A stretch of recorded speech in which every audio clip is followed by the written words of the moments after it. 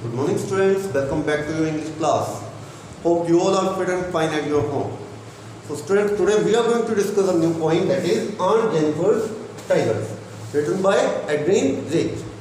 In this poem, poet beautifully displays the picture of ladies who are working at home, means like your mothers, your sisters, but throughout their life they work really very hard.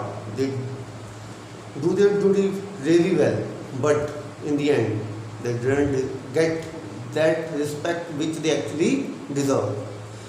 Same with the case of Aunt Jennifer. She throughout her life provided love to the children, obeyed the orders of her husband, but in the end when she died, she did not get any kind of respect. So let's discuss this poem, really wonderful poem and really motivational, because everyone having mother and sister and even wives, so we have to give them respect for their work. So let's start.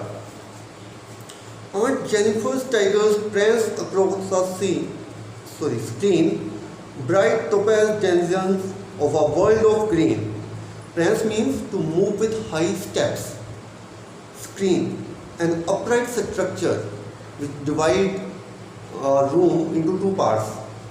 It's like a curtain maybe. Topaz means a transparent yellow mineral. Denizens, someone found in a particular place. So they do not fear the men beneath the tree, they pace in sleek, chivalric certainty. Chivalric means polite and helpful. So in these lines, poet want to describe Aunt Jennifer's has embroidered some tigers on screen. Means she doing embroidery work on a screen, on a curtain. These tigers seem to be prancing across the screen, means like they are jumping on that screen. They maybe came out from that curtain. She doing so beautifully that embroidery work, means that tiger seems to be alive. They seem to be bright yellow denizens of green wood, means they like the denizens, means who live at a particular place, and they feel like they are living in forest. Some men are standing under the tree, but the tigers, they don't seem to be afraid from them. Why they are not afraid? Because that is their land. The forest is their own land, their home. That's why they are not afraid from anyone. They go about in a really dignified manner.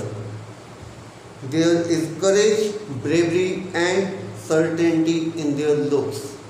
Like here, poet take the example of Aunt Jennifer.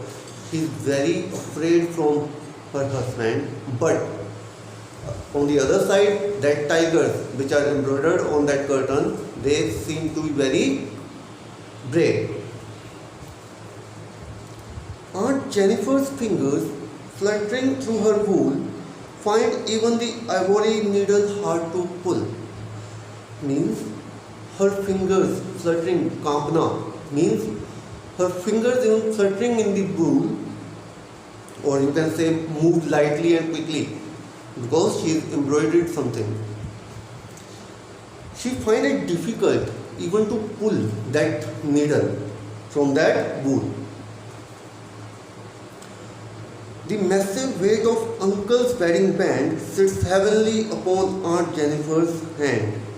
Now, it's not the ring which having the weight, it's the duties and responsibilities which having the weight. So, Aunt Jennifer, who was suffered by the household works, by the responsibilities, and now she is really very old and her hands are shivering. But even then, she is doing her duties. Her life has been a continuous tale of slavish work and no rest at all. Means throughout her life, she continually worked for the family and no rest at all. Never she rest. When aunt is dead, her terrified hands will lie, still ringed with ordeals she was mastered wide. The tigers in the panel that she made will go on prancing, proud and unafraid. So in these last lines, the poet shows that Aunt Jennifer daily works will not leave her even when she died. Her hands will be ringed with the things which she is process of making. Means what is the last work which she is doing? She is embroidering that curtain and she died now.